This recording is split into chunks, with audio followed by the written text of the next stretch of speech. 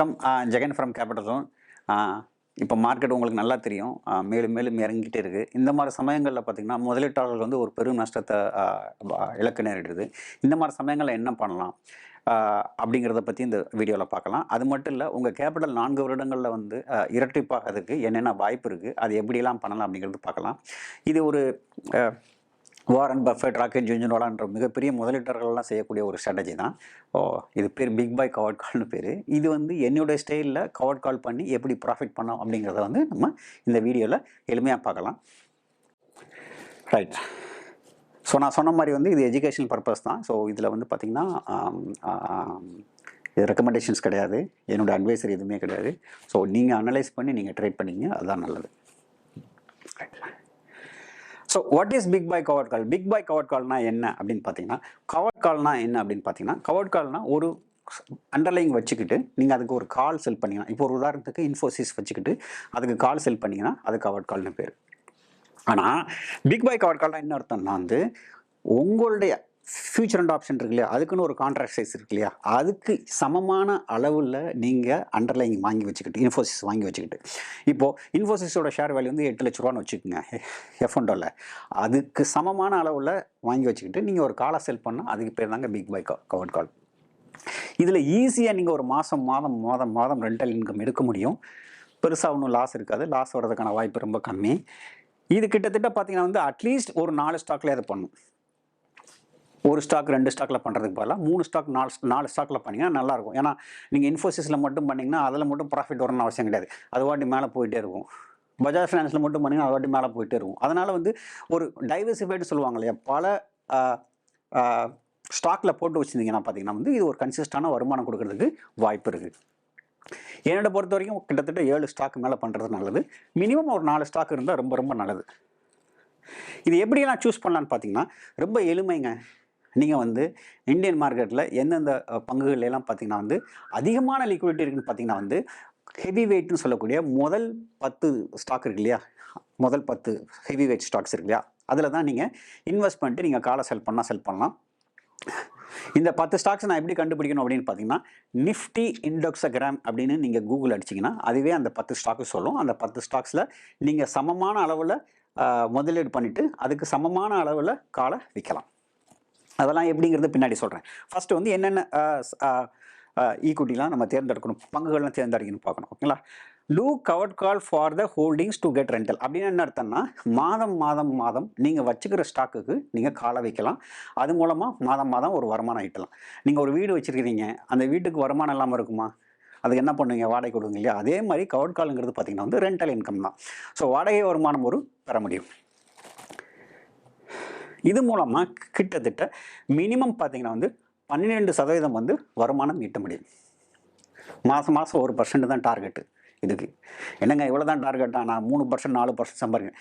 இது இன்வெஸ்டாருக்கு மட்டும்தான். இன்வெஸ்டாரில் ஒரு 20-25% கேபிட்டல் மட்டும்தான் பயன்படும். மீதி 75% கேபிட்டல் நீங்கள் வேறு ஏதாவது ஒரு ஆப்ஷன் செல்லிங் ஸ்ட்ராட்டஜின்னு ஏதாவது பயன்படுத்திக்கலாம். புரியுதுங்களா? இப்போ நீங்கள் உங்கள்கிட்ட ஒரு 10 லட்ச ரூபா இருக்குன்னா அந்த 10 லட்ச ரூபாவில் ஒரு 2 லட்ச ரூபா 2 லட்ச ரூபா மட்டும் போதும். எதுக்கு? இந்த கவர்ட் காலுக்கு. மித்த பணத்தை நீங்கள் ஆப்ஷன் ஸ்ட்ராட்டஜி இருக்குல்லையா, ஸ்ட்ராங்கிள், ஷாடில், சின்ட்ராடே அது மாதிரி பண்ணிக்கலாம். ஸோ உங்கள் கேபிட்டலில் உள்ள 25% மட்டும் இந்த கவர்ட் காலுக்கு பயன்படுத்தி 12% சம்பாதிக்க முடியும் உங்கள் மொத்த கேபிட்டலுக்கு. புரிஞ்சுதுங்களா உங்களுக்கு? ஸோ இதில் தான் இதில் உள்ள சூட்சமும். இது என்னென்னா உங்கள் இன்வெஸ்ட்மெண்ட்டை டிஸ்டர்ப் பண்ணாமல் பண்ண முடியும்.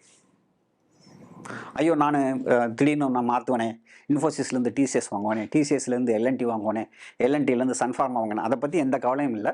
நீங்கள் மாற்றினா மாற்றிக்கிங்க. அதே மாதிரி கவர்ட் காலை மாற்ற போகிறீங்க. நேற்று வந்து இன்ஃபோசிஸில் பண்ணீங்க, இன்றைக்கி டிசிஎஸ் வச்சு டிசிஎஸில் பண்ண போகிறீங்க. இதனால் வந்து உங்கள் இன்வெஸ்ட்மெண்ட் எந்த விதத்துலையும் பாதிக்கப்பட போகிறதில்ல. இது அருமையான ஒரு ஸ்ட்ராட்டஜிங்க, ஹெட்ஜிங் ஸ்ட்ராட்டஜி. பல இன்வெஸ்டர்களாக பண்ணுறாங்க. இன்னும் பார்த்தீங்கன்னா இந்தியாவில், தமிழ்நாட்டில் இது ப்ராப்ளமே கிடையாது. நான் நிறைய கவர்ட் கால் சம்மந்தமாக வீடியோ போட்டிருக்கேன். அதை நீங்கள் பார்க்கலாம். ஆங்கிலத்தில் கூட நிறையா இருக்குது. இது மூலமாக வந்து உங்கள் இன்வெஸ்ட்மெண்ட் டிஸ்டர்ப் ஆகாது. ட்ரேடிங் சொன்னோன்னே எல்லோரும் பயந்து ஓடுவாங்க. அப்படி ஓட வேண்டிய அவசியமே இல்லை. ஏன்னா இதில் வந்து நீங்கள் முதலீட்டை எந்த விதத்துலையும் என்ன பண்ணுறதில்ல, பாதகப்படுத்துறதே இல்லை. அதில் எந்த விதத்துலையும் தொந்தரவே பண்ண போகிறதில்ல. தனிப்பட்ட முறையில் இது வந்து ஹெட்ஜிங் தான். இது கூட ட்ரேடிங் கிடையாது. கவர்ட் கால் கம்ஸ் அண்டர் ஹெட்ஜிங். ஸ்பெக்குலேஷன் கிடையாது, யூக பேரம் கிடையாது. சரிங்களா? ஸோ இன்வெஸ்ட்மெண்ட்டை டிஸ்டர்ப் பண்ணாமல், முதலீட்டை டிஸ்டர்ப் பண்ணாமல் இது பண்ண முடியும். ரெண்டாவது, மார்க்கெட் மூவ்மெண்ட்டை பற்றி கவலை இல்லை. ஏன்னா நீங்கள் ட்ரேடிங் போயிட்டா மார்க்கெட் மேலே போதா கீழே போதா கேப் போதா கேப்டன் போதா இந்த மாதிரி தலைவலிலாம் நிறையா இருக்கும் இல்லையா, அந்த தலைவலி எதுவுமே இல்லாமல் இந்த பிக் பை கவர் கால் பண்ண முடியும். இன்னும் சொல்ல போனால் யாராவது ட்ரேடிங்கில் முதல்ல ஆரம்பிக்கிறோம் அப்படின்னு பார்த்தீங்கன்னா வந்து கவர் காலோட ஆரம்பிக்கிறது ரொம்ப நல்லது. ஏன்னா இதில் சைக்காலஜி பெருமளவில் பாதிக்கப்படாது. ஒரு அண்டர்லைங் வச்சுருக்கீங்க, நீங்கள் ஏதோ ஒரு ஸ்டாக்கு வச்சுருக்கீங்க, அதுக்கு பிறகு ஒரு காலை வைக்கிறீங்க. இதனால் வந்து ரொம்ப ரொம்ப பாதுகாப்பான ஒரு ஸ்ட்ராட்டஜி தான். இதை பற்றி டீட்டெயில்டாக நான் சொல்கிறேன், எப்படி பண்ணணும், எந்த ஸ்ட்ரைக் ப்ரைஸ் சூஸ் பண்ணணும், எப்படி செல் பண்ணணும், எப்படி அட்ஜஸ்ட் பண்ணணும், எல்லாமே சொல்லித்தரேன். எப்போ என்டர் பண்ணணும் அப்படின்னு பார்த்தீங்கன்னா 5 வாரங்களுக்கு முன்னால் என்டர் பண்ணுங்க, ரொம்ப முக்கியங்க. ஏன் 6 வாரத்துக்கு முன்னால் என்டர் பண்ணக்கூடாதா, 2 வாரத்துக்கு முன்னால் என்டர் பண்ணக்கூடாதா அப்படின்னு பார்த்தீங்கன்னா வந்து 5 வாரங்களுக்கு முன்னால் இது பண்ணும்போது வந்து உங்களுக்கு ப்ரீமியம் நல்லாயிருக்கும். 6 வாரங்கும் போது வந்து கிட்டத்தட்ட பார்த்தீங்கன்னா 1.5 மாதத்துக்கு முன்னால் பண்ணுறீங்க இல்லையா. 1.5 மாதங்களுக்கு முன்னால் வந்து அதில் வந்து என்ன இருக்காதுன்னா வந்து யூக பேரம் இருக்காது, லிக்விடிட்டி இருக்காது. அதில் எப்படி நீங்கள் ட்ரேட் பண்ணுவீங்க? ஒரு பர்டிகுலர் ஸ்ட்ரைக் ப்ரைஸை நீங்கள் சூஸ் பண்ணிங்கன்னா 2 மாதத்துக்கு முன்னால் இருக்காது. அதனால் 5 வாரங்களுக்கு முன்னால் பண்ணணும். என்னென்ன காரணம்? நான் சொன்ன மாதிரி ஃபஸ்ட்டு வந்து நல்ல ஒரு ப்ரீமியம் இருக்கும், நல்ல ஒரு டீசெண்டான ப்ரீமியம் இருக்கும். சரிங்களா? 2 வந்து பார்த்தீங்கன்னா லிக்விடிட்டி இருக்கும். மார்க்கெட்டில் நீங்கள் நினச்சா விற்கலாம், முடியலைன்னா வாங்கலாம், இந்த மாதிரி பிரச்சனைகள்லாம் இருக்காது. சரிங்களா? 2 வாரத்துக்கு முன்னால் பண்ணாங்கன்னா, ஒரு 2 வாரத்துக்கு முன்னால் பண்ணாங்கன்னா உங்களுக்கு ப்ரீமியம் குறவாக தான் இருக்கும்.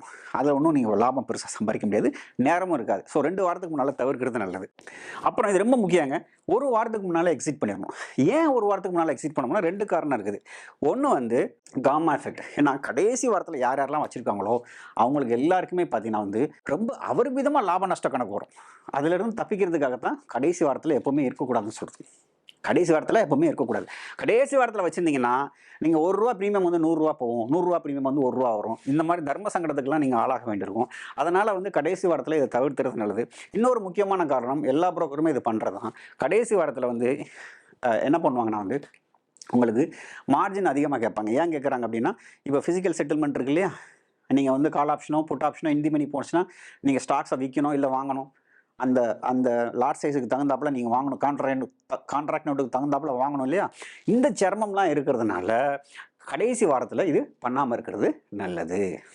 இதுக்கு எவ்வளோ மார்ஜின் ஆகும், எப்படி நம்ம விற்கிறது அப்படிங்கிறதுலாம் ஒரு கேள்வி வருது இல்லையா. இது கிட்டத்தட்ட பார்த்தீங்கன்னா வந்து நம்ம ஒரு உதாரணத்தை எடுத்துக்கலாம். நீங்கள் வந்து ஒரு 30 லட்ச ரூபா மார்க்கெட்டில் இன்வெஸ்ட் பண்ணியிருக்கீங்க. நான் ஒரு எக்ஸாம்பிள் எடுத்துக்கிறேன். நீங்கள் 20 லட்சம் வச்சுக்கலாம், 50 லட்சம் வச்சுக்கலாம், 1 கோடி வச்சுக்கலாம். இது ரொம்ப நாளாக நான் பண்ணிகிட்டு இருந்தேன், ரொம்பவே நல்லா இருந்தது.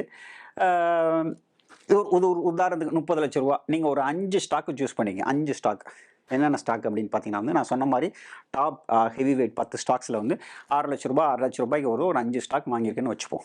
அப்போ எவ்வளோ ஆகுதுங்க? 30 லட்சம் ஆகுது. இந்த ஸ்டாக்ஸை என்ன செய்யணும், நீங்கள் ப்ளஷ் பண்ணணும், அடமானம் வைக்கணும். யார்கிட்ட வைக்கணும்? புரோக்கர்கிட்ட வைக்கணும். புரோக்கர்கிட்ட வைக்கும்போது என்ன பண்ணுவாங்க, அவங்க ஹேர் கட்லாம் போய் உங்களுக்கு லிமிட் கொடுப்பாங்க, கோலட்ரல் கொடுப்பாங்க. அந்த கோலட்ரல்னு ஒரு மார்ஜின் வரும். அதை வச்சு நீங்கள் ஆப்ஷனும் செல் பண்ணலாம், இன்ட்ராடேவும் பண்ணலாம், நீங்கள் ஆப்ஷன் ஸ்ட்ராட்டஜிஸ் பண்ணலாம். இதுதான் அடிப்படை. ஆனால் இதுலேயே நிறைய சட்ட சிக்கல்லாம் இருக்குது. சில புரோக்கர்ஸ் வந்து பார்த்திங்கன்னா, இல்லை நாங்கள் 50% வந்து கேஷ் வச்சுருந்தா 50% ஈக்விட்டி ஸ்டாக் வச்சுருந்தா 50% நீங்கள் பணமாக வச்சுருக்கணும் அப்படிம்பாங்க. நம்ம புரோக்கர்ஸ்னால் அந்த பிரச்சனை கிடையாது. உங்களுக்கு அந்த பிரச்சனை இருந்ததுன்னா என்ன பண்ணலாம்னா, எங்கள் டீமை காண்டாக்ட் பண்ணால் அவங்களே உங்களுக்கு உதவி பண்ணுவாங்க. நீங்கள் 100% கோலட்ரல் வச்சுக்கலாம், ஈக்விட்டியே வச்சுக்கலாம், ஸ்டாக்ஸ் வச்சுக்கலாம், மியூச்சுவல் ஃபண்ட் வச்சுக்கலாம், எந்த பிரச்சனையும் இல்லை. ரைட். ஸோ இது அடமானம் வைக்கிறீங்க. அடமானம் வைக்கும்போது கிட்டத்தட்ட பார்த்தீங்கன்னா 10% 20% வந்து ஹேர் கட் ஆகும். ஏன்னா நீங்கள் ஒரு நகை வாங்கி வச்சுருக்கிறீங்க, அதை அடமானம் வைக்கும்போது வந்து அந்த தங்கத்துக்கு சமமான மதிப்பு உங்களுக்கு தரமாட்டாங்க. அதுலேருந்து ஒரு 10% 20% கழிவு வரும் இல்லையா. அந்த கழிவு போக கிட்டத்தட்ட 25 லட்ச ரூபா உங்களுக்கு லிமிட் கிடையாது. சரிங்களா? 30 லட்ச ரூபாய்க்கு ஸ்டாக் வாங்குறீங்க, அதில் கிட்டத்தட்ட பார்த்தீங்கன்னா 5 லட்ச ரூபா வந்து என்னென்னா கழிவு போயிடும், ஹேர் கட் போயிடும். அது போக மிச்சம் 25 லட்ச ரூபா உங்களுக்கு இருக்குது. இந்த 25 லட்ச ரூபாயிலேருந்து 3ல் 1 பகுதி போதும். நான் 3ல் 1 பகுதிங்கிறது ரொம்ப ரொம்ப அதிகம். கிட்டத்தட்ட 4ல் 1 பங்கே போதும், 25% போதும், 25% போதும். 1/3 வந்து ரொம்ப ரொம்ப அதிகம். ஸோ கிட்டத்தட்ட பார்த்தீங்கன்னா 1/3 வச்சுப்போமே, நம்ம அட்ஜஸ்ட்மெண்ட்டுக்கெலாம் சேர்த்து கிட்டத்தட்ட 25 லட்சத்தில் 1/3 எவ்வளோ வருது, 3ல் 1 பங்கு எவ்வளோ வருதுன்னு பார்த்தீங்கன்னா 8 லட்ச ரூபா கிட்ட வருது, 8.3 கிட்ட வருது. அதுவே போதும் இந்த கவர்ட் கால் ஸ்ட்ராட்டஜிக்கு, பிக் பை கவர்ட் கால் ஸ்ட்ராட்டஜிக்கு. அப்போ மீதி பணத்தை என்ன பண்ணுறது? மீதி பணத்தை நீங்கள் ஷார்ட் ஸ்ட்ரங்களோ, ஷார்ட் ஷட்டரோ, இன்ட்ராடேவோ, உங்களுக்கு பிடிச்ச ஸ்ட்ராட்டஜியோ, இல்லை வந்து அயன் காண்டரோ, அயன் ஃப்ளையோ என்ன வேணுமோ நீங்கள் பண்ணிக்கலாம். ஸோ இதுதான் இதோட அடிப்படை. ஸோ ஸ்டாக்ஸ் வாங்குறீங்க, என்னென்ன ஸ்டாக்ஸ் நல்ல ஸ்டாக்ஸ் அப்படிங்கிறது நீங்கள் முதலீடு பண்ணிக்கிறீங்க. முதலீடு பண்ணிவிட்டு அதுக்கப்புறம் என்ன பண்ணுறீங்க, காலை செல் பண்ண போகிறீங்க, ப்ளச் பண்ண போகிறீங்க. ப்ளச் பண்ணதில் ஒரு 1/3 மட்டும் நீங்கள் செல் பண்ணுறதை வச்சுக்கிறீங்க. மிச்ச பணத்தை என்ன பண்ணுறீங்க, உங்கள் ஆப்ஷன் செல்லிங் ஸ்ட்ராட்டஜிக்கு வச்சுக்கிறீங்க. இதான் இதோட அடிப்படை. என்னென்ன ஸ்டாக்ஸ்லாம் மேலே போகும், என்னென்ன ஸ்டாக்ஸ்லாம் கீழே போகும் எனக்கு அது தெரியாது, ரைட்டுங்களா? ஆனால் நீங்கள் ட்ரெண்ட் ஃபாலோயிங் ஸ்ட்ராட்டஜி பயன்படுத்தி அதை கண்டுபிடிக்கலாம், இல்லை ஃபண்டமெண்டல் பயன்படுத்தி கண்டுபிடிக்கலாம், இல்லைன்னா ஹெவி வெயிட்டில் பண்ணிக்கலாம். இது மாதிரி நீங்கள் என்ன வேணாலும் பண்ணிக்கலாம், ரைட்டுங்களா? கிட்டத்தட்ட இந்த ஸ்ட்ராட்டஜிக்கு 10 லட்ச ரூபாங்கிறது ரொம்ப ரொம்ப ரொம்ப அதிகம். என்னை பொறுத்த வரைக்கும் 6-7 லட்ச ரூபா போதும். ஏன்னா 5 ஸ்டாக் தான் வச்சுக்கிறீங்க. 5 ஸ்டாக்கு பார்த்தீங்கன்னா ஒரு லாட் விற்றா கூட 5 லட்ச ரூபா தான் வருது, சரிங்களா? ஸோ 10 லட்ச ரூபான்னு வச்சுக்குவோம் ஒரு உதாரணத்துக்கு. இப்போ நான் இதுக்கு என்ன சொல்கிறேன்னா, செல் பண்ணுறதுக்கு மட்டும் இல்லை, அட்ஜஸ்ட்மெண்ட்டுக்கு சேர்த்தே இது போதும், ஓகேவா? நான் ரொம்ப காலமாக பார்த்தீங்கன்னா 1 கோடி ரூபாய்க்கு நான் வந்து போர்ட்ஃபோலியோ வச்சுருந்தேன். எனக்கு அதுக்கு செல் பண்ணுறதுக்கு வந்து, அதாவது கவர்ட் கால் பண்ணுறதுக்கு எனக்கு தேவைப்படுற மார்ஜின் 25 லட்ச ரூபா தான். கிட்டத்தட்ட 25% தான். அதுக்கு மேலே கிடையவே கிடையாது. இப்போ நான் ட்ரெண்ட் ஃபாலோயிங் மாடலுக்கு ஷிஃப்ட் ஆகிட்டேன், மாறிட்டேன். இருந்தாலும் இது வந்து ஒரு நல்ல ஸ்ட்ராட்டஜி தான். இது மோசமான ஸ்ட்ராட்டஜி கிடையாது. இது அருமையாக ரிட்டர்ன் கொடுக்குற ஸ்ட்ராட்டஜி. ஒரு 15 லட்ச ரூபா வந்து பார்த்தீங்கன்னா வந்து மற்ற ஸ்ட்ராட்டஜிக்கு பயன்படுத்தலாம். எதுக்கு 15 லட்ச ரூபா? 25 லட்சத்துலேருந்து 10 லட்சம் சொன்னேன் இல்லையா கவர்ட் காலுக்கு. மீதி 15 லட்சம் வந்து நீங்கள் மற்ற ஸ்ட்ராட்டஜி யூஸ் பண்ணிக்கலாம். அதில் short strangle, chicken and condor, calendar spread, intraday, என்ன வேணுமோ நீங்கள் அது பண்ணிக்கலாம். பண்ணிவிட்டு ஒரு நல்ல ரிட்டர்ன் இதில் பார்க்க முடியும். ரொம்ப சிம்பிள். உங்கள் இன்வெஸ்ட்மெண்ட்டை போட்டு அமைதியாக உட்காராதீங்க. அந்த இன்வெஸ்ட்மெண்ட்டை எப்படி நீங்கள் வரையறுக்கணும்னா, எப்படி போடணும்னா, அந்த கான்ட்ராக்ட் உங்களுக்கு சமமான அளவில் நீங்கள் வந்து இன்வெஸ்ட் பண்ணிட்டீங்கன்னா, முதலீடு பண்ணிட்டீங்கன்னா, கவர்ட் கால் பண்ணுறது ஈஸி. ஒரே ஸ்டாக்ஸில் பண்ணாதீங்க, பல ஸ்டாக்ஸில் பண்ணுங்கள். பல ஸ்டாக்ஸில் பண்ணும்போது டைவர்சிஃபை ஆகிறது, சரிங்களா? அதில் காலை செல் பண்ணுங்கள். மாதம் ரெண்டல் இன்கம் வாங்க. இந்த ரெண்டல் இன்கமுக்கு தேவையான மார்ஜின் நீங்கள் தனியாக உங்கள் பாக்கெட்லேருந்து கொடுக்க தேவையில்லை. இந்த ஸ்டாக்ஸே அடமானம் வைங்க. இந்த ஸ்டாக்ஸை அடமானம் வைக்கும்போது கழிவு போக ஒரு மார்ஜின் கொடுப்பாங்க. அந்த முழு மார்ஜினும் தேவையில்லை. 1/3 பங்கு மட்டும் போதும். மித்தம் 3/2 மடங்கை வந்து நீங்கள் வேறு யுக்திகளுக்கு பயன்படுத்திக்கிங்க. அப்போ தான் கேள்வி வருது, அதெல்லாம் ரைட்டுங்க, காலெல்லாம் செல் பண்ண சொல்லிட்டீங்க, எந்த கால், எந்த ஸ்ட்ரைக் ப்ரைஸு, எப்படி பண்ணணும் அப்படின்னு தானே கேட்குறீங்க. இப்போ ஒரு உதாரணத்தை எடுத்துக்கிறேன் பாருங்கள். இது வந்து பார்த்தீங்கன்னா ரிலையன்ஸ், இன்ஃபோசிஸ், ஐசிஐசிஐ, கோட்டாக், பாரதி ஏர்டெல், இந்த மாதிரி ஒரு 5 ஸ்டாக்ஸ் எடுத்துக்கிறேன், கரெக்டுங்களா? இது எல்லாமே இதோட விலை கிடையாது. இது ஒரு உதாரணத்துக்கு நான் எடுத்துக்கிறேன், ஒரு உதாரணத்துக்காக எடுத்துக்கிறேன். உண்மையான விலை கிடையாது, இப்போ எல்லாம் மாறி இருக்கும், ரைட்டுங்களா? இதெல்லாம் இதோட விலை 2000 ரூபா, 1000 ரூபா, 400 ரூபா, 1200 ரூபா, 500 ரூபா. இப்போ நம்ம முன்னாடியே சொல்லியிருக்கேன், 5 வாரங்களுக்கு முன்னாடி நீங்கள் போகணும். ஓகே, 5 வாரங்களுக்கு முன்னாடி போகிறதுங்கிறது நான் சொல்லிட்டேன். நல்ல ப்ரீமியம் வேணும், அதுக்காக 5 வாரங்களுக்கு முன்னாடி போகணும். லிக்விடிட்டி வேணும், அதுக்காக போகிறோம், ரைட்டுங்களா? இப்போ மாதம் ஒரு வட்டின்னு சொன்னோம்னா 5 வாரங்களுக்கு பார்த்தீங்கன்னா, ஒரு மாதத்தில் எத்தனை வாரம் இருக்குது? 4 வாரம் இருக்குங்களா? அப்போ ஒரு வாரத்துக்கு 1/4% வீதம், ரைட்டுங்களா? ஒரு மாதத்துக்கு வந்து 1%னா 5 வாரங்களுக்கு 1.25%. இதுதான் அடிப்படை. புரிஞ்சுக்கிட்டீங்களா? ஒரு மாதத்துக்கு 1%னா 5 வாரங்களுக்கு எவ்வளோ வருது? ஏன்னா ஒரு மாதத்தை விட ஒரு வாரம் அதிகமாக இருக்கு இல்லையா? ஒரு வாரத்துக்கு 1/4%. அப்போ 5 வாரங்களுக்கு பார்த்தீங்கன்னா 1.25% வந்து நீங்கள் என்ன பண்ணணும்னா வந்து அந்த அளவுக்கு ப்ரீமியம் நீங்கள் செல் பண்ணணும், இல்லை? ஆக 2000 ரூபாயில் 1.25% எவ்வளோங்க வருது? 25 ரூபா. 1000 ரூபாயில் 1.25% எவ்வளோங்க வருது? பார்த்தீங்கன்னா 12.5. அதே மாதிரி 400 ரூபாயில் 1.25% பார்த்தீங்கன்னா 5 ரூபா. அது மாதிரி ஒவ்வொன்றும் கால்குலேஷன் போடுறீங்க. இதோட அடிப்படை என்னென்னா, கிட்டத்தட்ட மாதம் 1% மேனிக்கு நீங்கள் ப்ரீமியம் செல் பண்ணுறீங்க. இது அப்படியே போயிடுச்சுன்னா அப்படியே பாக்கெட்டில் போட்டுறீங்க. இங்கே மேலே போச்சுன்னா நான் என்ன பண்ணுறது? அதெல்லாம் நான் பின்னாடி வரேன். முதல்ல வந்து என்ன ஸ்ட்ரைக் ப்ரைஸ் நீங்கள் சூஸ் பண்ணணும். ஆனால் அட் தி மணி பண்ணக்கூடாதா? நிறையா ப்ரீமியம் வரும்ல. நிறையா ப்ரீமியம் வருதுன்னா உடனே இடிச்சிருமே. நீங்கள் அண்டர்லைனில் ப்ராஃபிட்டே இருக்காது. நீங்கள் பண்ணுறது ஓடிஎம் தான் பண்ணணும். நான் ஏடிஎம்மில் பண்ணால் நிறையா இருக்குமே, இந்தி மணியில் பண்ணால் அதிகமாக தான் இருக்கும். அப்புறம் அண்டர்லைனில் வர ப்ராஃபிட் வேணாமா? முதலீட்டர்களோட அடிப்படை நோக்கம் என்ன? அண்டர்லைனில் ப்ராஃபிட் பண்ணணும். அது போக மார்க்கெட் கீழே போச்சுன்னா எனக்கு ஒரு ஆறுதல் பரிசு வேணும் முடியும். அந்த ஆறுதல் பரிசுக்காக தான் இருக்குது. அப்புறம் நீங்கள் கேட்பீங்க, இந்த ஆறுதல் பரிசுக்காக நான் பெரிய ப்ராஃபிட்லாம் இழக்க நேரிடும்னா, அதுக்கு நான் பின்னாடி சொல்கிறேன். நான் ஃபஸ்ட்டு வந்து முதலே வைக்கும்போது வந்து ரிஸ்க்கான பொசிஷன் எடுக்கக்கூடாது, சேஃபாக எடுக்கணும். எது சேஃப் அப்படின்னு பார்த்தீங்கன்னா, 1.2% தள்ளி நீங்கள் போய் விற்றீங்கன்னா, இங்கே அண்டர்லைன் இருக்குன்னா மேலே 1.2% தள்ளி எங்கே ப்ரீமியம் இருக்கோ அங்கே விற்றீங்கன்னா ஓரளவுக்கு அண்டர்லைங்கோட ப்ராஃபிட்டை நீங்கள் கேப்சர் பண்ணலாம். நான் அடி மணியில் செல் பண்ணுவேன் நீங்கள் அடம் பிடிச்சிங்கன்னா, அது மேலே போச்சுன்னா அண்டர்லைனில் ப்ராஃபிட்டே இருக்காது.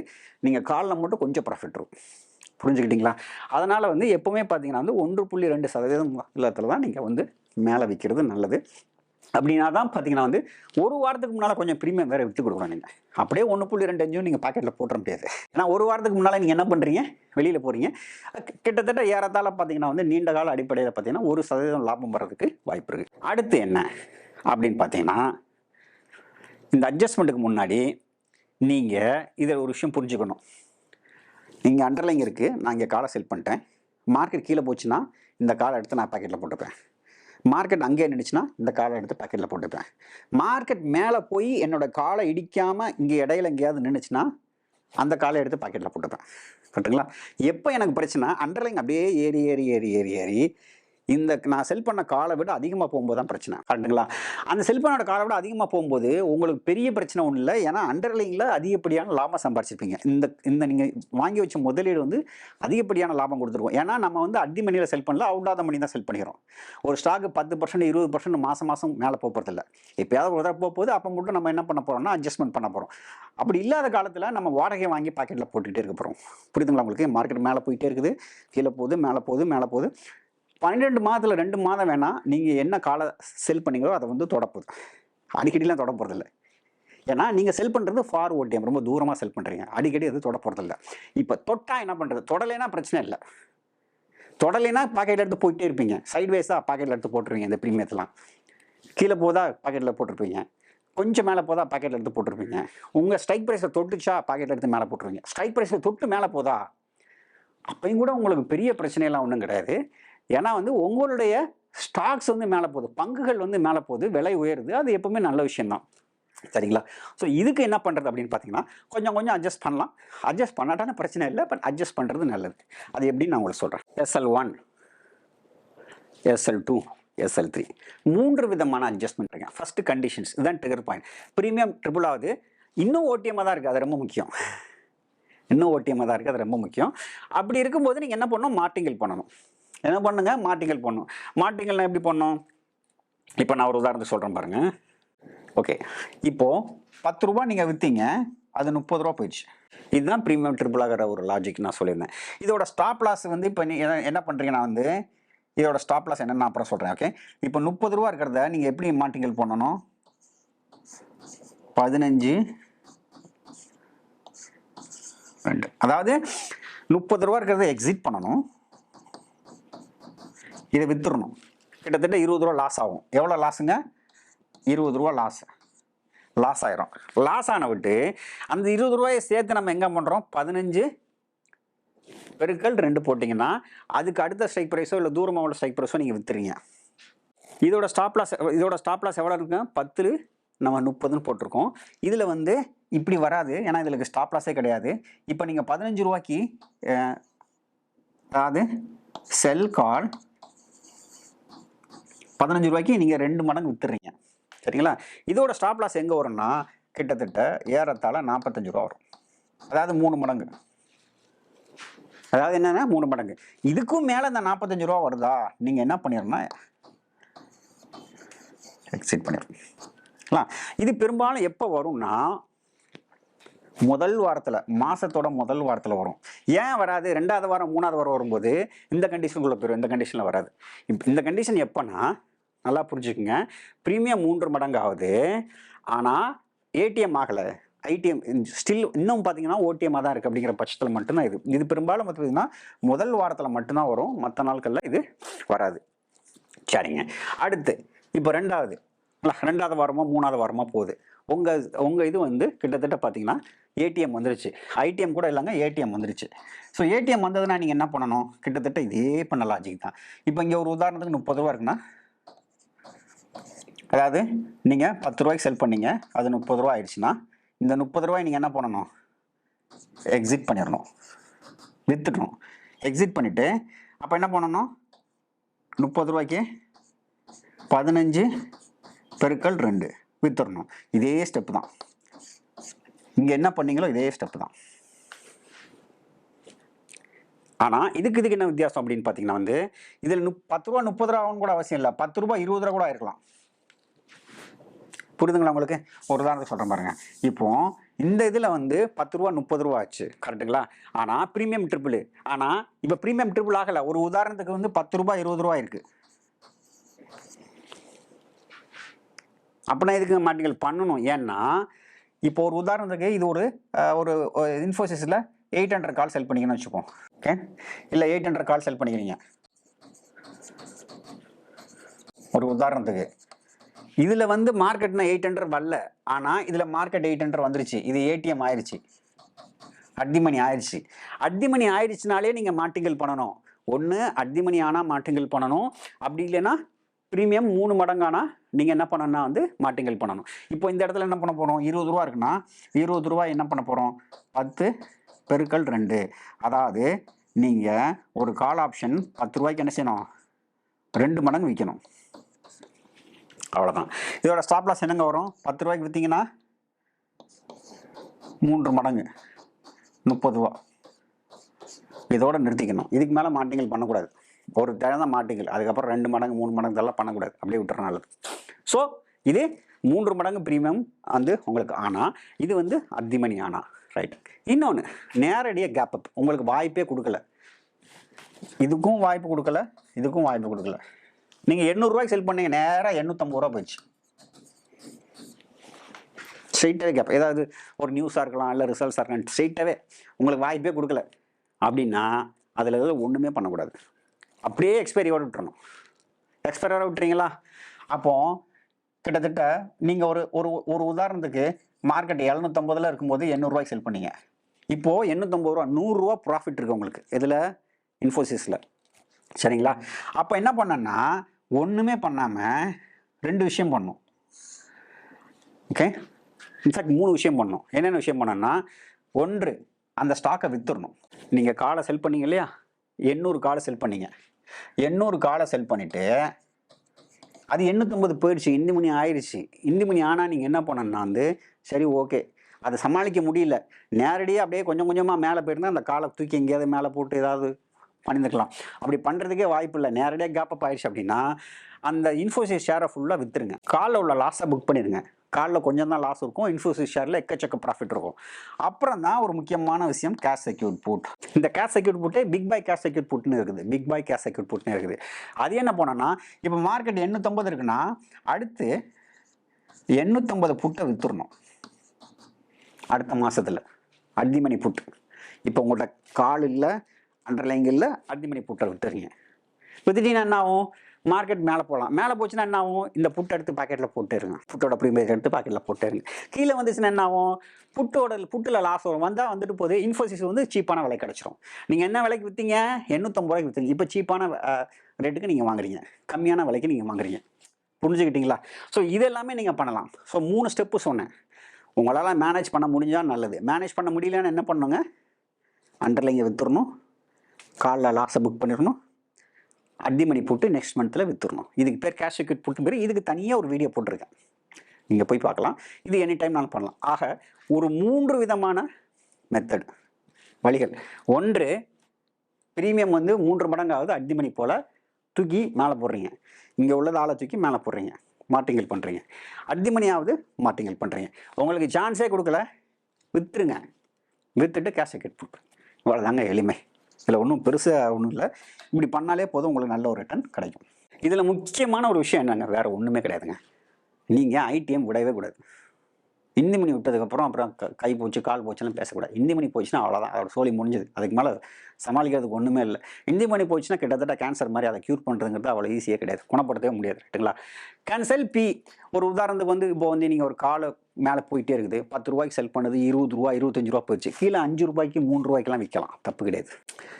அதுக்கு சமமாக விற்கணும் அவசியம் கிடையாது. இப்போ ஒரு உதாரணத்துக்கு 10 ரூபாய்க்கு விற்றீங்க, அது 20 ரூபா போயிடுச்சு, கீழே ஒரு 5 ரூபாய்க்கு விற்கலாம், தப்பு இல்லை. ஆனால் அப்படி விற்றீங்கன்னு வச்சுக்கோங்களேன், அப்போ டபுள் பண்ணாமல், அதாவது நான் சொல்கிறது வந்து மார்டிங்கல் பண்ணாமல், இப்போ 20 ரூபா 10 ரூபாய் வந்து 30 ரூபா பண்ணுறதுக்கு பயமாக இருக்குது அப்படின்னா நீங்கள் என்ன பண்ணலான்னா, 10 ரூபா உள்ளது 30 ரூபா போன விட்டு 15 ரூபா விற்கிறீங்களா, அதுக்கு பதிலாக நீங்கள் 2 மடங்கு கூட வச்சு கீழே புட்டு கூட விற்கலாம். தூரமாக காலுக்கு சமமாக விற்றுறாதீங்க. விற்றீங்கன்னா அந்த ஷார்ட் ஸ்ட்ரங்கல் ஆயிரும். அப்புறம் கீழே வந்துச்சுன்னா புட்டு உதவாங்கும். புரியுதுங்களா? எப்போவுமே பார்த்தீங்கன்னா வந்து கால் அதிகமான விற்கணும், புட்டு வந்து ரொம்ப குறைவான ரேட்டுக்கு விற்கணும். சரிங்களா? இப்படி விற்கலாம். நாங்கள் மார்டிங்கல் பண்ணுறலாம் இஷ்டம் இல்லை அப்படின்னு நினச்சிங்கன்னா கீழே புட்டு விற்கலாம். அண்டு ஒருவேளை நீங்கள் அப்படி புட்டு விற்றீங்கன்னா கீழே மார்க்கெட் கிராஷ் ஆச்சுன்னா அது கேஷ் செக்யூர்ட் புட்டாக நினச்சி அதில் இன்வெஸ்ட் பண்ணுறதுக்கு உங்களை கையில் காசு இருக்கும். அப்படி இல்லைன்னா புட் விற்காதீங்க. இல்லைன்னா புட் கிரெடிட் ஸ்ப்ரெட்டாக போடலாம். புட் அட்ஜஸ்ட்மெண்ட் பண்ணும்போது நம்ம ஞாபகம் வச்சுக்கோங்க, உங்களை கையில் காசு இல்லைன்னா எப்பவுமே ஸ்ப்ரெட் பண்ணுங்க. அதான் ஸ்ப்ரெட் பண்ணிங்கன்னா ரொம்ப சேஃப்டி, ரைட்டுங்களா? அண்ட் மார்டிங்கள் 2 தடவைக்கு மேலே பண்ணுறது நல்லது கிடையவே கிடையாது. என் லைஃப்பில் நான் பண்ணதே கிடையாது. 2 தடவைக்கு மேலே நான் பண்ணவே கூடாது. அப்படியே மார்டிங்கள் பண்ணிட்டே போகலாமான்னா அப்படியே ஸ்டாக் மேலே போயிட்டே இருந்து அப்படியே லாஸ் ஆகி போயிட்டே இருக்கும். ஸோ மார்டிங்கள் வந்து 2 தடவை தான் பண்ணணும். இப்போ இதில் என்னென்ன பலன்கள்லாம் இருக்குன்னு நம்ம பார்க்கலாம். நீங்கள் வந்து ஒரு பங்குகளை வந்து நீங்கள் சொந்தமாக வச்சுக்கிறதுனால, ஒரு கால் ஆப்ஷன் விற்கிறதுனால வந்து உங்களுக்கு பெரிய ஆபத்தே கிடையாது. சைக்காலஜிக்கலாக நிறைய அட்வான்டேஜ் இருக்குது. மன ரீதியாக எந்த விதமான பிரச்சனையும் இருக்காது. ஒரு சந்தோஷம், நம்ம ஸ்டாக்ஸை வச்சுக்கிட்டு நம்ம வந்து ரெண்டல் இன்கம்லாம் வாங்குகிறோம் அப்படின்னு ஒரு சந்தோஷம். பெரும்பாலான பெரிய பெரிய முதலீட்டாளர்கள் வந்து பிரபலமான முதலீட்டாளர்கள் பண்ணுற ஒரு யுக்தி தான் இது. நிறைய ஸ்டாக்ஸில் வச்சுட்டு நிறைய காலாக செல் பண்ணிங்கன்னா ரொம்ப நல்லாயிருக்கும். ஸோ இது மியூச்சுவல் ஃபண்ட் வச்சுருந்தா கூட நீங்கள் என்ன பண்ணலாம்னா நிஃப்டி, பேங்க் நிஃப்டியில் நீங்கள் பண்ணலாம். அண்ட் எல்லா ஸ்டாக்குமே பார்த்தீங்கன்னா வந்து ஒரு 10 ஸ்டாக்ஸ் வச்சிங்கன்னா எல்லா ஸ்டாக்ஸுமே மேலே போகிறது கிடையாது. 2 ஸ்டாக்ஸ் வேணால் மேலே போகும். அதை நீங்கள் மார்டிங்கள் பண்ணிக்கிங்க. மார்டிங்கள் பண்ண முடியாத சமயத்தில் கொஞ்சம் புட்டை செல் பண்ணி கொஞ்சம் சமாளிச்சுட்டு நீங்கள் வந்து காலை வந்து கூடுமான வரைக்கும் நீங்கள் தள்ளி போடலாம். சில நேரங்களில் லாஸ்ட் புக் பண்ணிருக்கும். அதனால் நல்லது தானே. எப்படின்னா வந்து அண்டர்லைங் மேலே வந்து மேலே இல்லையா, நல்லது தானே. வெரி கொஞ்சம் தான் 20% ஸ்டாக்ஸ் தான் வந்து என்ன பண்ணுங்கன்னா வந்து உங்களுடைய இதை தொடும். நீங்கள் என்ன காலை செல் பண்ணீங்களோ அதை தொட போகுது, முதலாம் தொட போகிறதில்ல. பிளாக் ஸ்பான் ஈவெண்ட்டை பற்றி கவலையே கிடையாது. ஏன்னா நீங்கள் முதலீட்டாளர் கீழே போகிறத ஸ்டாக்கை பற்றி நீங்கள் கவலைப்பட தேவையில்லை. ஏன்னா அந்த லாங் டேர்மில் நீங்கள் வச்சுக்க போகிறீங்க. மாதம் ரெண்டல் இன்கம் மட்டும், மாதம் வாடகை மட்டும் வாங்கி போட போகிறீங்க. ஸ்டாக்ஸ் எங்கேயுமே போகாமல் இருக்கும். உங்களுக்கு தெரியும் 60-70% வந்து ஸ்டாக் மார்க்கெட் வந்து எங்கேயும் அப்படியே எங்கேயும் போகாமல் அப்படியே ஊசலாடிக்கிட்டே இருக்கும். அந்த மாதிரி சமயங்களில் மாதம் நீங்கள் இது பண்ண போகிறீங்க. வருடத்துக்கு பார்த்தீங்கன்னா மாதம் 1% பொருட்டு வந்து வருடங்களுக்கு வந்து 12% நீங்கள் வந்து வருமானம் ஈட்ட முடியும். முக்கியமாக 25% மட்டும் நீங்கள் பயன்படுத்தினா போதும். ஸோ அப்படி பார்க்கும்போது 4% ரிட்டர்ன் ஆகுது. டெப்ளாய்டு கேபிட்டல் மட்டும் பார்த்தீங்கன்னா 4% ரிட்டர்ன் ஆகுது பெர் மந்த். ஓகேங்களா? அண்ட் டேக்ஸு ரோல் ஓவர் இந்த பெனிஃபிட்லாம் உங்களுக்கு எந்த பிரச்சனையுமே கிடையாது. ஏன்னா லாங் டேர்முக்கு அந்த ஸ்டாக்ஸை வச்சுக்க போகிறீங்க. அதனால் லாங் டேர்ம் கேபிட்டல் கெயின்லாம் உங்களுக்கு ஒரு நல்ல அட்வான்டேஜாக இருக்கும். சரிங்களா? ரிட்டர்ன் வைஸ் பார்த்தீங்கன்னா வந்து நான் சொன்ன மாதிரி வந்து நீங்கள் விற்கும் போது 1.2% விற்கிறீங்க. கடைசி வாரம் வந்து விட்டுட்டு போகிறீங்க. ஸோ நெட்டாக பார்த்தீங்கன்னா வந்து 1% நிற்கிறதுக்கு வாய்ப்பு இருக்குது. அப்படி பார்க்கும்போது பார்த்தீங்கன்னா வந்து 1 கோடி போட்டிங்கன்னா 12 லட்சம். நீங்கள் எவ்வளோ முதலீடு பண்ணுறீங்க? 10 லட்சம் போட்டிங்கன்னா 10,000 கிடைக்கிறதுக்கு வாய்ப்பு இருக்குது. 12,000 கிடைக்க வாய்ப்பு இருக்குது. 1% பெர் ஆனம் கிடைக்கும். 10,000 போட்டிங்கன்னா 10 லட்சம் போட்டிங்கன்னா 10,000 கிடைக்கிறதுக்கு வாய்ப்பு இருக்குது. ஸோ 1 கோடி போட்டிங்கன்னா 1 லட்சம் கிடைக்கிறதுக்கு வாய்ப்பு இருக்குது. ஸோ அதை பொறுத்து உங்களுக்கு ஒரு வருமானம் ஈட்டுறதுக்கு வாய்ப்பு இருக்குது. 10 லட்சம் போட்டிங்கன்னா வருஷத்துக்கு 1.2 லட்சம் கிடைக்கிறதுக்கு வாய்ப்பு இருக்குது. இது போக என்னென்ன பெனிஃபிட் இருக்குது அப்படின்னு பார்த்தீங்கன்னா வந்து இதை நீங்கள் அண்டர்லைங்கெல்லாம் விற்றது போக நிஃப்டிலேயே நீங்கள் கால் செல் பண்ணலாம். ஏன்னா மார்க்கெட் மேலே போகும்போது உங்களுக்கு மார்க்கெட் கீழே போகும்போது அதுவும் உங்களுக்கு ப்ராஃபிட் கொடுக்க போகுது. அந்த கால் அடிக்கும்போது உங்களுக்கு வந்து அதுவும் ப்ராஃபிட் கொடுக்க போகுது. நிஃப்டியை மேனேஜ் பண்ணுறது ரொம்ப ஈஸி ஸ்டாக்ஸை மேனேஜ் பண்ணுறதை விட. ஸோ உங்களுக்கு சமமான அளவில் நீங்கள் என்ன பண்ணலாம்னா நிஃப்டிலையும் காலை செல் பண்ணலாம். அது மூலமாக ஒரு 6% சம்பாதிக்கலாம். அதெல்லாம் நான் பண்ணிக்கிட்டு இருந்தேன். அட்ஜஸ்ட்மெண்ட் பார்த்தீங்கன்னா அதே தான். அடி மணி ஆகுதா, ப்ரீமியம் 3 மடங்கு ஆகுதா அப்படின்னு பார்த்துட்டு பண்ண வேண்டியது அதே ஒரு இது மட்டும்தான். ஸோ 12% ஸ்டாக்ஸ்லையும் 6% நிஃப்டிலையும் எடுத்திங்கன்னா கிட்டத்தட்ட 18% இதிலே கிடச்சிரும். இது போக பார்த்தீங்கன்னா ரூல் ஆஃப் 72ன்னு சொல்லுவாங்க இல்லையா? ரூல் ஆஃப் 72 பிரகாரம் வந்து your capital will be double in 72 divide by 18. கிட்டத்தட்ட 18% நீங்கள் கவர்ட் காலில் மட்டும் எடுத்திங்கன்னா நான் சொல்கிறேன். கவர்ட் காலில் மட்டும் நான் சொல்கிறேன் எடுத்திங்கன்னா 72 கீழ் 18 எப்படி வருதுங்க? ஸ்டாக்ஸில் மட்டும் 12% சம்பாதிக்கிறீங்க, 6% நிஃப்டியில் சம்பாதிக்கிறீங்க. ஸோ 18 போட்டிங்கன்னா கிட்டத்தட்ட 4 வருடங்களில் நீங்கள் உங்கள் பணம் ரெட்டிப்பாகும். இல்லை எனக்கு நிஃப்டியிலலாம் பண்ண விருப்பம் இல்லை அப்படிங்கிற பட்சத்தில் 72 கீழ் 12 போட்டிங்கன்னா கிட்டத்தட்ட 6 வருடங்களில் உங்கள் கேபிட்டல் டபுள் ஆகிறதுக்கு வாய்ப்பு பிரகாசமாக இருக்குது. ஸோ கிட்டத்தட்ட பார்த்தீங்கன்னா 4 வருடங்களுக்கு அப்புறம் கேபிட்டல் டபுள் ஆயிடுச்சுன்னா உங்கள் கேபிட்டல் ஃப்ரீ ஆயிடுது இல்லையா? ஸ்டாக்ஸ் எல்லாம் ஃப்ரீ ஆயிடுது இல்லையா? ரொம்ப சிம்பிள். ஸோ எப்போவுமே வந்து நீங்கள் இன்வெஸ்டர் நீங்கள் இதெல்லாம் முதலீடு பண்ணியிருக்கீங்கன்னா இந்த கால் ஆப்ஷன் செல் பண்ணுறதை நீங்கள் விட்டுறவே கூடாது. ரொம்ப முக்கியம். அப்புறம் என்னென்ன கொஸ்டின்லாம் வரும்? என்னுடைய ப்ரோக்கர் நான் ஏற்கனவே சொல்லிட்டேன் 50% கேஷ் காம்பனன்ட் மெயின்டைன் பண்ண சொல்கிறாருன்னா என் ஆஃபீஸ்க்கு கால் பண்ணுங்கள். அவங்க உங்களுக்கு ஹெல்ப் பண்ணுவாங்க. 100% கோலட்டரல் அலௌடு. சரிங்களா? என்னால் ஸ்டாக்குக்கு சமமான ஈக்விட்டி கான்ட்ராக்ட் என்னால் வாங்க முடியாது, எனக்கு அவ்வளோ வசதி இல்லை அப்படிங்கிற பட்சத்தில் நீங்கள் வேரிய ஸ்டாக்ஸில் பண்ணிவிட்டு நிஃப்டியில் மட்டும் பண்ணலாம். பட் நிஃப்டியில் மட்டும் பண்ணிங்கன்னா என்ன ப்ராப்ளம்னா ரிட்டர்ன் அதிகமாக கிடைக்காது. ஸ்டாக்ஸில் பண்ணால் தான் ரிட்டர்ன் அதிகமாக கிடைக்கும். இல்லை அங்கே 10 லட்ச ரூபா தான் இருக்குது, என்னால் அவளை பண்ண முடியாது, 7 லட்ச ரூபா 8 லட்ச ரூபா தான் இருக்குது அப்படின்னா, நீங்கள் பல ஸ்டாக்ஸில் வந்து 1 லட்சம் 1 லட்சம் 2 லட்சம்னு முதலீடு பண்ணிவிட்டு அதுக்கு சமமாக வந்து நிஃப்டியில் ஒரு கான்ட்ராக்ட் நோட்டு மட்டும் நீங்கள் விற்கலாம். ஆனால் பெருசாக ரிட்டர்ன் இருக்காதுங்க, ஆனால் பண்ணலாம். சரி, மியூச்சுவல் ஃபண்ட்லாம் நம்ம பண்ண முடியுமா? பண்ண முடியும். உங்கள் கான்ட்ராக்டை பொறுத்து. இப்போ வந்து நிஃப்டியோட கான்ட்ராக்ட் நோட்டு கிட்டத்தட்ட பார்த்தீங்கன்னா 8 லட்ச ரூபா இருக்கும். 8 லட்ச ரூபா 7.5 லட்ச ரூபா இருக்கும். இப்போ 7 லட்சம்னு வச்சுக்கோங்க, நீங்கள் 15 லட்சம் மியூச்சுவல் ஃபண்ட் ஒருத்து வச்சுருக்கீங்கன்னா நீங்கள் 2 லாட்டு பண்ணிக்கலாம். ஸோ அந்த மாதிரி நீங்கள் பண்ணனா பண்ணிக்கலாம். அவ்வளோதாங்க இதில் உள்ளது.